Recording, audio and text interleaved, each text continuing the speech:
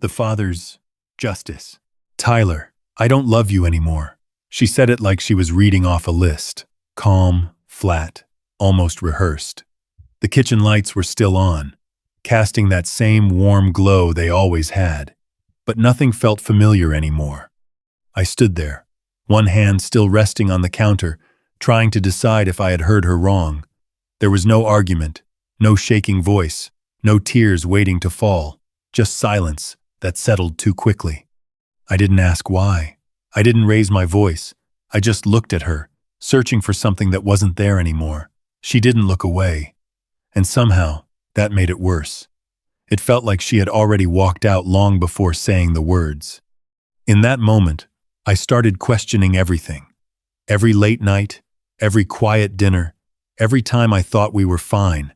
Maybe I had missed something. Maybe I had been the only one still holding on. Some breakups don't explode. They disappear and leave you standing there trying to understand what you did wrong.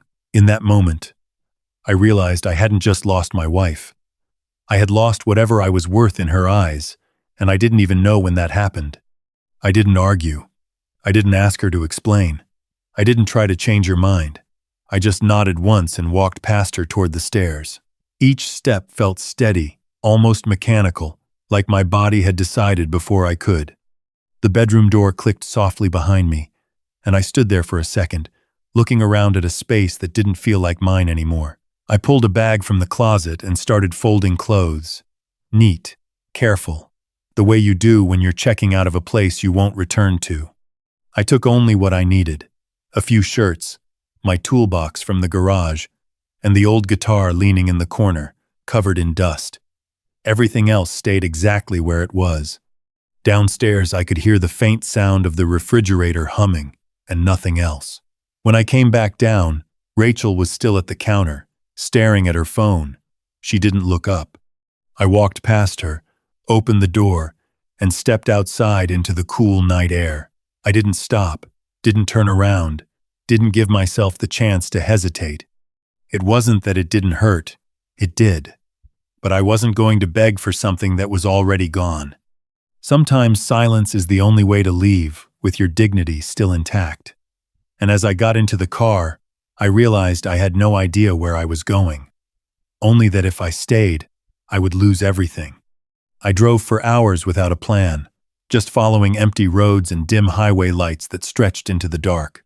The radio stayed off. The only sound was the engine and the steady rhythm of tires against asphalt. Sometime past midnight, I pulled into a small town called Riverside. Quiet streets, a few flickering signs, nothing that asked questions. A hand-painted room for rent sign hung in the window of a narrow print shop. I parked, walked up, and knocked. After a moment, the door opened to an older man with a slight limp and sharp, steady eyes.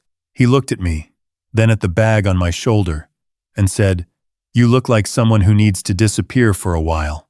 I didn't answer, just nodded. By morning, I had a room upstairs. One bed, one window, a small wooden chair pushed into the corner. No decorations, no noise, nothing extra, just space.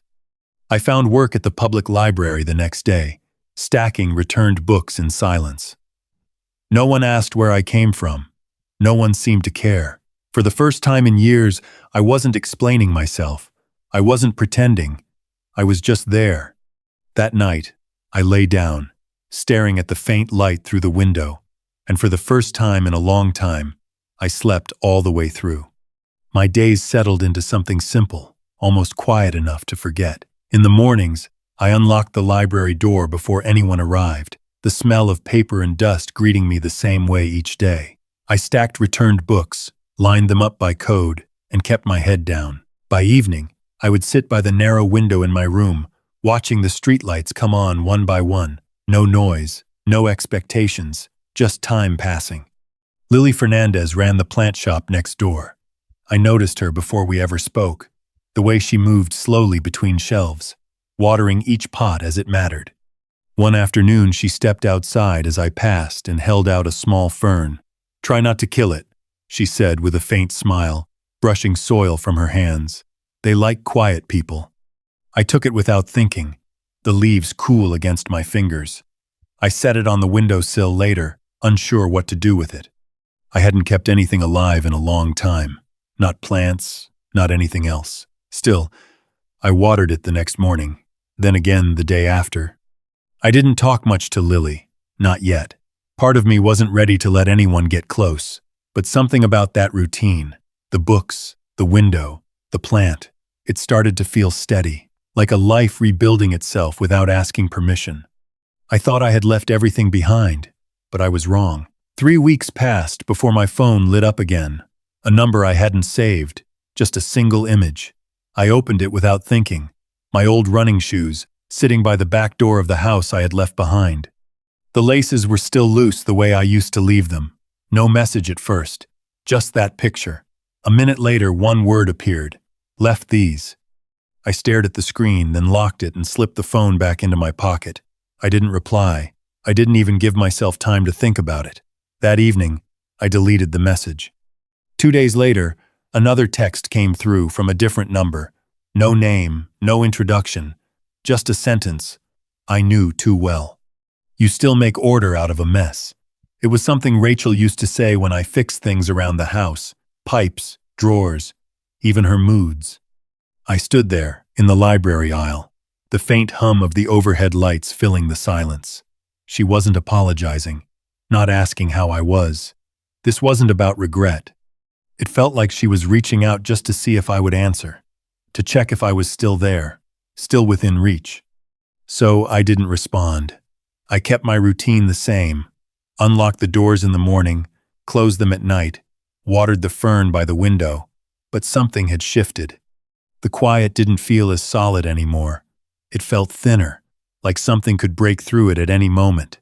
And no matter how still I tried to stay, I could feel it, that pull, like I was being dragged back towards something I had already walked away from.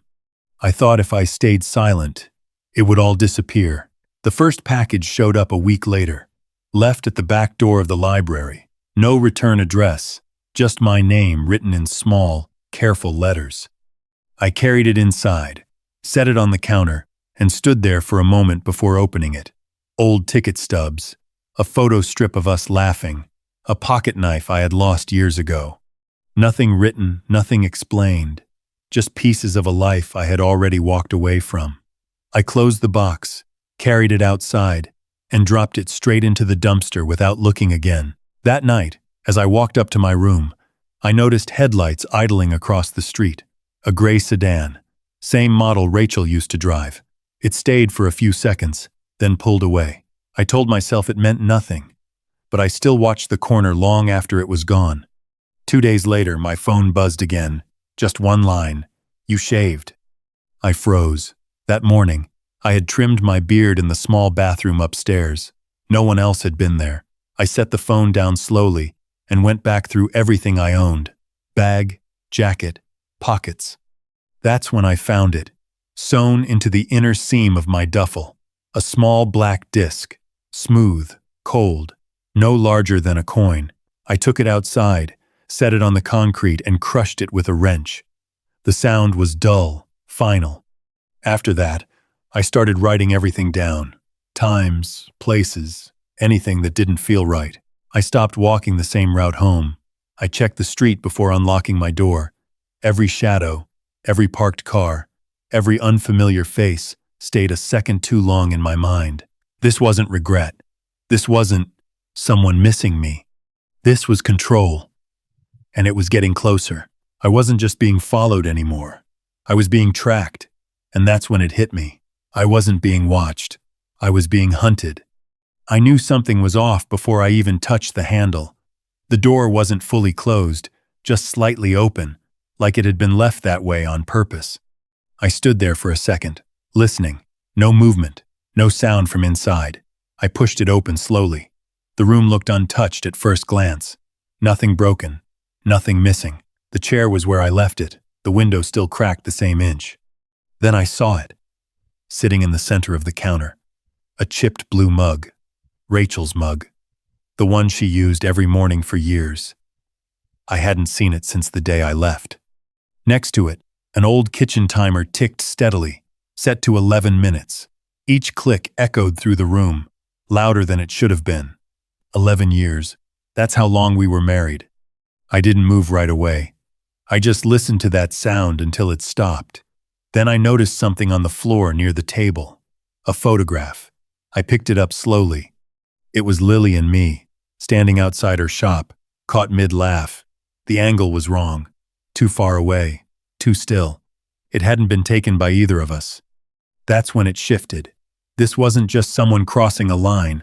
This was someone stepping into a life that no longer belonged to them. She hadn't just followed me.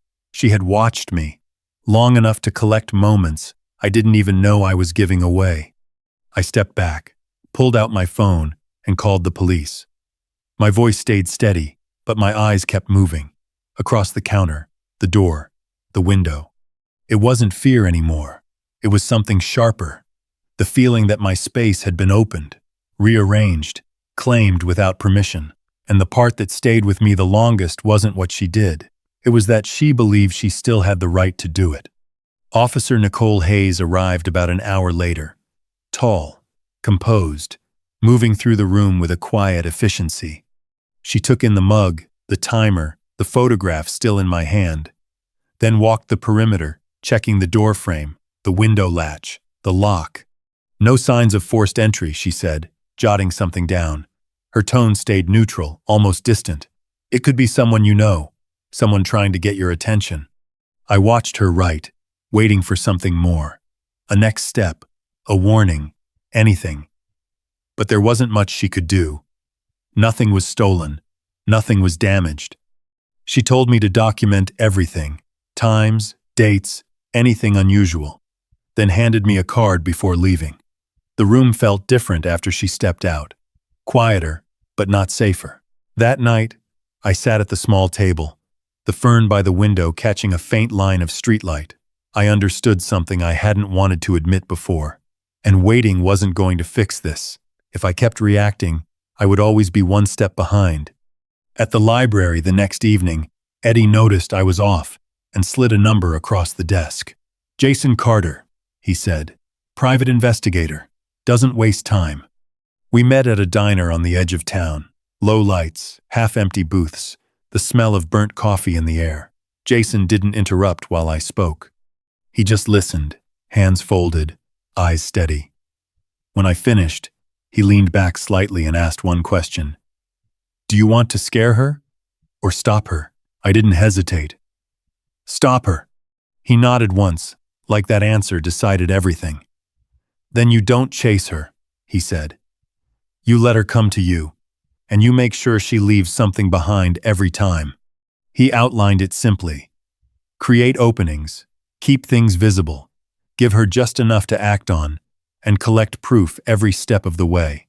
I sat there, turning the idea over, knowing what it meant. If I wanted this to end, I had to stop hiding and let her expose herself. I reopened my social media the next morning. Nothing dramatic, just a few quiet posts, a shelf at the library, the corner table by the window, the fern catching light. Within hours, the notifications started. New followers with blank profiles, no photos, no names. Then the comments appeared. Short lines, familiar phrasing, things only she would say. Jason traced them quickly. Same patterns, same access points, all leading back to Rachel. He laid it out in a folder, clean and precise.